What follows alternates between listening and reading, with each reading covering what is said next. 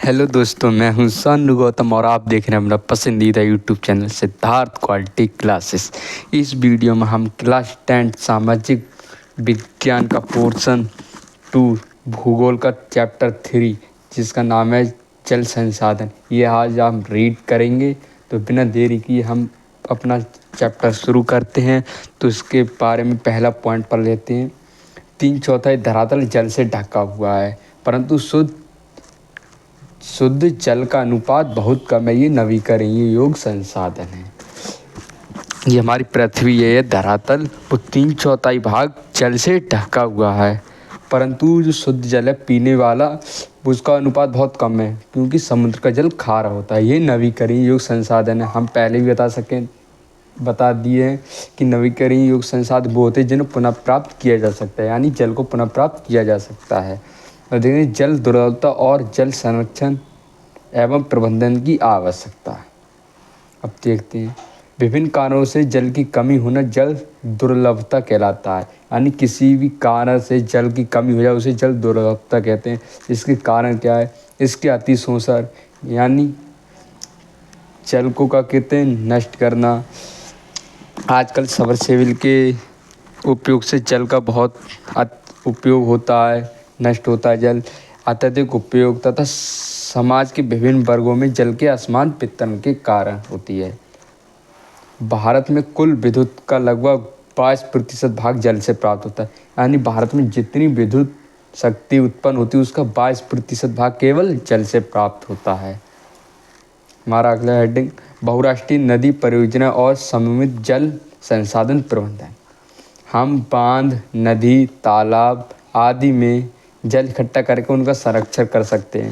यानी जब बारिश होगी तो नदी ताल में जल भर जाएगा और उनका संरक्षण कर सकते हैं। बाद में उनका उपयोग खेती में कर सकते हैं। ये बांध हैं। बांध 2 प्रकार के होते हैं, पहला परंपरागत बांध और दूसरा आधुनिक बांध। परंपरागत बांध देखते हैं, नदी तथा वर्षा के जल को इकट्ठा करके बाद में उसे खेतों में प्रयोग किया जाता था, परंपरागत बांध। और आधुनिक बांध क्या है? विद्युत उत्पादन, नौचालन, घरेलू और औद्योगिक उपयोग, जल आपूर्ति, बाढ़ नियंत्रण, मछली पालन। यानी आधुनिक बांध है जो अनेक सेवा उपलब्ध कराता है, इसलिए इसे बहुउद्देशीय परियोजना है। यानी अधिक से अधिक परियोजना उपलब्ध कराता है, इसलिए इसे बहुउद्देशीय परियोजना भी कहा जाता है आधुनिक बांध को। लोगों द्वारा बांधों का विरोध। लोगों ने बांधों का विरोध भी किया है। क्यों किया है देखते हैं। बहुराष्ट्रीय परियोजना तथा बड़े बांध, नए पर्यावरणीय आंदोलन जैसे नर्मदा बचाओ आंदोलन हो गया, ठिर्री बांध आंदोलन, ये बहुउद्देशीय परियोजनाएं इन आंदोलन के कारण बन गए। स्थानीय लोगों को अपनी जमीन, आजीविका और संसाधन को छोड़कर जाना पड़ता है। यानी कहीं भी जब बांध बनता है तो वो ज़मीन पर बनता होगा, वहाँ वो ज़मीन किसी न किसी लोगों की होगी, तो उन्हें अपनी ज़मीन को छोड़कर जाना पड़ता है। अपने आजीविका संसाधन वो वहीं रह जाते, इसलिए लोग बांधों का विरोध करते हैं। और देखते हैं, अलग अलग सामाजिक समूह में बांध के पानी के प्रयोग को लेकर संघर्ष बढ़ा है। जैसे उदाहरण के तौर पर समझ लेते हैं, एक उदाहरण है, गुजरात में साबरमती बेसिन में सूखे के दौरान नगरीय क्षेत्र में अधिक जल आपूर्ति देने पर परेशान किसान उपद्रव पर उतारू हुए। यानी गुजरात के साबरमती बेसिन में सूखा पड़ा और वहाँ का जो जल निगम था उसने शहरी क्षेत्रों में जल की आपूर्ति अधिक की, इसलिए ग्रामीण किसान उपद्रव पर उतारू हो गए। इसलिए सामाजिक समूह में बांध के पानी के प्रयोग को लेकर संघर्ष बढ़ा है। कुछ बांध देख लेते हैं हम। सतलुज ब्यास बेसिन में बाखर नागला परियोजना और महानदी बेसिन में हीराकुंडा परियोजना है, यह शुरू की गई। सरदार सरोवर बांध गुजरात नदी में नर्मदा नदी पर बनाया गया है। ये आपका बहुविकल्पी में आ सकता है। वर्षा जल संग्रहण किसे कहते हैं? वर्षा के जल को इकट्ठा करने की प्रक्रिया को वर्षा जल संग्रहण कहते हैं। संग्रहण माने इकट्ठा करना।